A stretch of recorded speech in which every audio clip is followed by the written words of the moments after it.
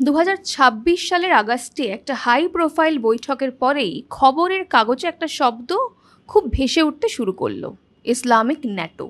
ভাবুন তো একবার, একদিকে মুসলিম বিশ্বের সবচেয়ে ধনী সুন্নি দেশ সৌদি আরব, অন্যদিকে দক্ষিণ এশিয়ার একমাত্র পারমাণবিক শক্তিধর দেশ পাকিস্তান, আর তার সঙ্গে ন্যাটোর শক্তিশালী সামরিক চুক্তি তুরস্ক।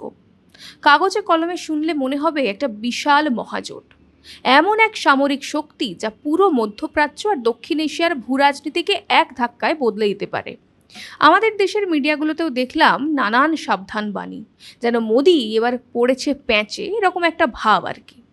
আজকের ভিডিওতে আমরা একদম সোজা ভাষায় বুঝে নেব কেন এই ইসলামিক ন্যাটো একটা সোনার পাথর বাটি ছাড়া আর কিছুই না, এসব নিছকই হম্বিতম্বি। নমস্কার, আমি স্বাতি, মাধ্যম ইউটিউব চ্যানেলের আরও একটি ভিডিওতে আপনাদের স্বাগত জানাই। ইসলামিক ওয়ার্ল্ডের ফাঁকা বুলির বাস্তবতা বুঝতে আমাদের এই ভিডিওটি শেষ পর্যন্ত দেখবেন। এই যে ইসলামিক ন্যাটো, এই যে চুক্তি হচ্ছে, এর পিছনে মানুষরা এটাকে ধর্মীয় ঐক্যের এক মহা বিপ্লব হিসেবে দেখাচ্ছেন। তাদের দাবি, দুনিয়ার সমস্ত মুসলিমদের নিরাপত্তার জন্য নাকি অবশেষে একটা বিশাল ছাতা তৈরি হলো। কিন্তু মক্কার সেই ঝকঝকে মঞ্চ আর কোলাকুলির আড়ালে তাকালেই আসল সত্যিটা বেরিয়ে আসবে। এই চুক্তি আসলে কোনো ঐক্যের গল্পই নয়, বরং এটা বহু পুরনো একটা সত্যকেই নতুন করে সামনে আনে, যে রাজনৈতিক মাঠে একটা অখণ্ড ইসলামিক উম্মা বা ইসলামিক ব্রাদারহুডের কথা আমরা বলি বা প্যান ইসলামাইজেশনের কথা শুনি, তা একটা ভূরাজনৈতিক গালগল্প ছাড়া কিচ্ছু নয়, যাকে সহজ ভাষায় বলতে গেলে বলা যায় সোনার পাথর বাটি। ইসলামিক দুনিয়ায় এমন কোনো রাজনৈতিক ঐক্য কখনো ছিল না, আজও নেই, আর ভবিষ্যতেও হওয়া সম্ভব নয়। মুসলিম বিশ্বকে এক করার বদলে এই চুক্তি আসলে একটা সুন্নিবাদী সুবিধেবাদী সামরিক জোট তৈরি করলো, যা পুরনো শিয়া সুন্নি কোন্দলকে আরও বাড়িয়ে দেবে। এই চুক্তির উদ্দেশ্যই হলো ইরানকে আরও কোণঠাসা করার চেষ্টা। সৌদি, পাকিস্তান, তুরস্ক প্রতিরক্ষা চুক্তি কেন একটা প্যান ইসলামিক জোট হিসেবে ফেল করতে বাধ্য, তা বুঝতে হলে আমাদের আগে সেই অলীক কল্পনার মুখোমুখি হতে হবে, যার ওপর ভিত্তি করে এটা দাঁড় করানো হচ্ছে, মানে সেই অখণ্ড উম্মার ধারণা। অনেকেই ইতিহাসকে একটু রঙিন চশমা দিয়ে দেখতে পছন্দ করেন, ভাবেন অতীতে বুঝি এমন এক সোনালী যুগ ছিল যখন সব জাতীয়তাবাদ, রাজনৈতিক ঝগড়া আর জাতপাত ভুলে পুরো মুসলিম বিশ্ব এক পতাকার নিচে শান্তিতে বসবাস করত। কিন্তু বাস্তব ইতিহাসটা কি একই? না, বাস্তব ইতিহাস বরং অনেক বেশি নিষ্ঠুর। ক্ষমতার এই লড়াই তো ধর্মের শুরুর দিনগুলোতেই শুরু হয়ে গিয়েছিল। নবী মুহাম্মদের চলে যাওয়ার মাত্র কয়েক দশকের মধ্যেই শুরু হয় প্রথম ফিতনা বা রক্তক্ষয়ী গৃহযুদ্ধ, আর সেখান থেকেই ইসলামিক সমাজ চিরকালের জন্য শিয়া আর সুন্নি এই দুই ভাগে ভাগ হয়ে যায়। পুরো মধ্যযুগ ঘেঁটে দেখুন, এমন একটা দিনও পাবেন না যখন দুনিয়ার সব মুসলিম ভূখণ্ড একজন মাত্র রাজার অধীনে চলেছে।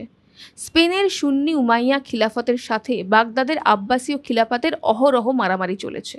আবার কায়রোর সিয়া ফাতেমীয় খিলাফত দিনের পর দিন যুদ্ধ করে গেছে অন্যান্য সুন্নি রাজবংশগুলোর সঙ্গে। 16 আর 17 দশকের দিকে তাকালে কি দেখব? ইস্তাম্বুল ভিত্তিক সুন্নি অটোমান বা ওসমানীয় সাম্রাজ্য 100 বছরেরও বেশি সময় ধরে ইরান ভিত্তিক সিয়া সাফারি সাম্রাজ্যের সঙ্গে একের পর এক ভয়ঙ্কর যুদ্ধ চালিয়ে গেছে। দুই পক্ষই নিজেদের ইসলামের আসল পতাকাবাহী বলতো, কিন্তু এদের মূল উদ্দেশ্য ছিল একে অপরকে একদম ধূলিসাৎ করে দেওয়া।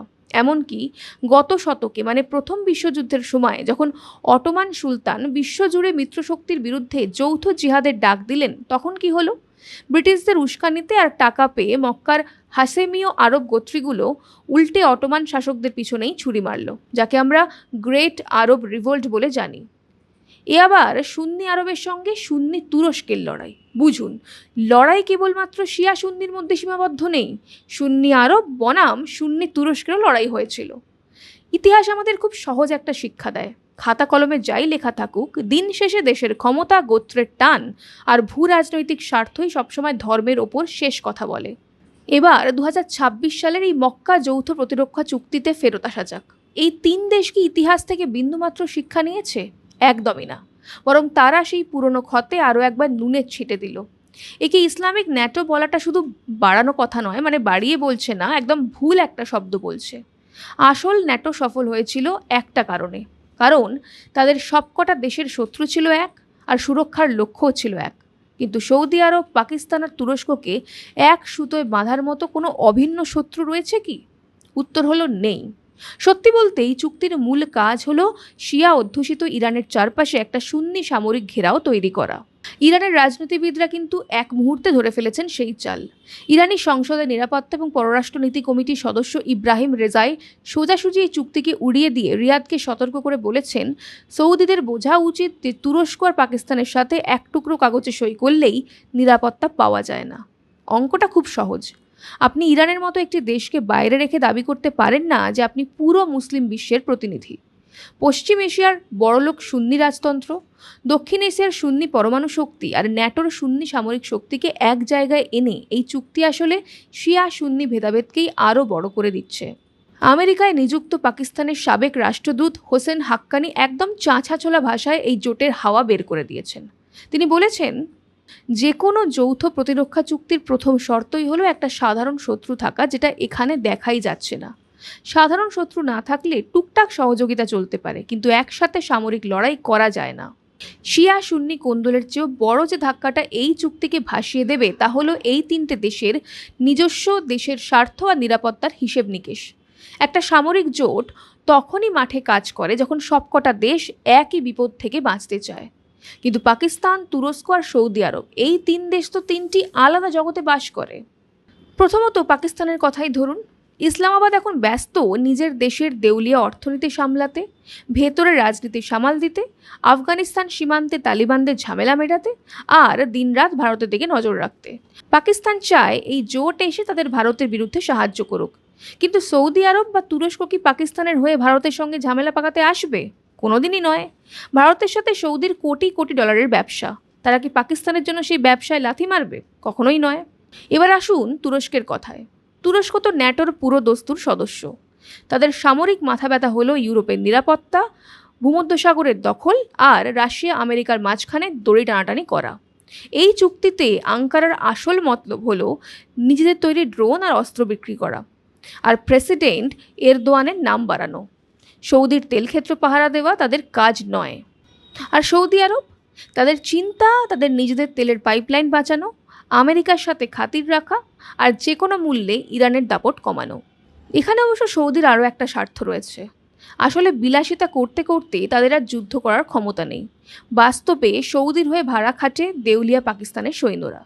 সৌদি আরবের পয়সায় পাকিস্তানের জেনারেলরা বড়লোক হয় আর পাকিস্তানি সৈন্যদের সেখানে মরতে পাঠানো হয়।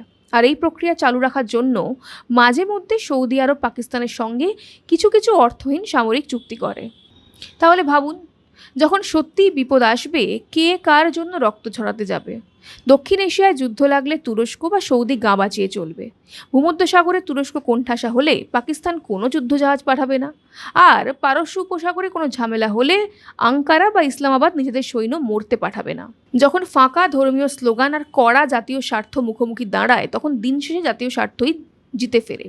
এই ইসলামিক ন্যাটো কোনো মজবুত দেওয়াল নয়, এটা শুধুমাত্র অস্ত্র কেনা বেচা, খবর দেওয়া নেওয়া আর দেখনদারির একটা বাজার। তাহলে হিসেব কষে বলুন তো, এই চুক্তিতে কার লাভ হলো? সাময়িকভাবে তিনটি দেশের নেতারা নিজেদের মিডিয়ায় একটু ফুটানি মারার সুযোগ পেলেন। রিয়াদ দেখালো তারা পুরো মুসলিম বিশ্বের সর্দার, আর ইসলামাবাদ ভাবলো এবার হয়তো আরও কিছু ডলার আর কূটনৈতিক সমর্থন মিলবে। অন্যদিকে আঙ্কারা তাদের অস্ত্র বেচার বড় একটা বাজার পেয়ে গেল। কিন্তু এই পুরো অঞ্চলের সাধারণ মানুষ কি পেল? সাধারণ মানুষের জন্য কিছু কি রইল? বরং বলতে গেলে সাধারণ মানুষের জন্য এই ইসলামিক ন্যাটো একটা চরম দুঃসংবাদ। ধর্মের নাং ভাঙিয়ে বাস্তবে একটা নির্দিষ্ট সম্প্রদায়ের সামরিক জোট তৈরি করার ফলে এই এমনিতেই অশান্ত অঞ্চলে বিবাদগুলো আরও উস্কে উঠবে। তেহরান আর রিয়াদের অবিশ্বাসের দেওয়াল আরও উঁচু হবে, আর ছোট ছোট দেশগুলোকে যে কোনো এক দলে নাম লেখাতে চাপ দেওয়া হবে। ঐক্যবদ্ধ ইসলামিক বিশ্বের এই ফাঁকা স্বপ্নটা যুগের পর যুগ ধরে মুসলিম শাসকেরা ব্যবহার করে এসেছে নিজেদের গদি বাঁচানোর জন্য।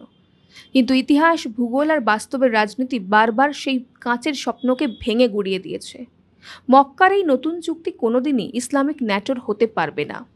এটি মধ্যপ্রাচ্য বা দক্ষিণ এশিয়া কাউকেই এক ছাতার নিচে আনতে পারবে না। বরং এটা আমাদের আরও একবার চোখে আঙুল দিয়ে দেখিয়ে দিল, আন্তর্জাতিক রাজনীতির খেলায় কেবল এক ধর্ম কখনো দেশের আসল স্বার্থের বিকল্প হতে পারে না। আপনার কি মনে হয় এই ইসলামিক ন্যাটোর সামরিক জোটের কি কোনো বাস্তবতা আছে? জানান আমাদের কমেন্ট করে। আজ এই পর্যন্তই, দেখা হবে পরের একটি ভিডিওতে। ততক্ষণ পর্যন্ত সঙ্গে থাকুন, দেখতে থাকুন মাধ্যম।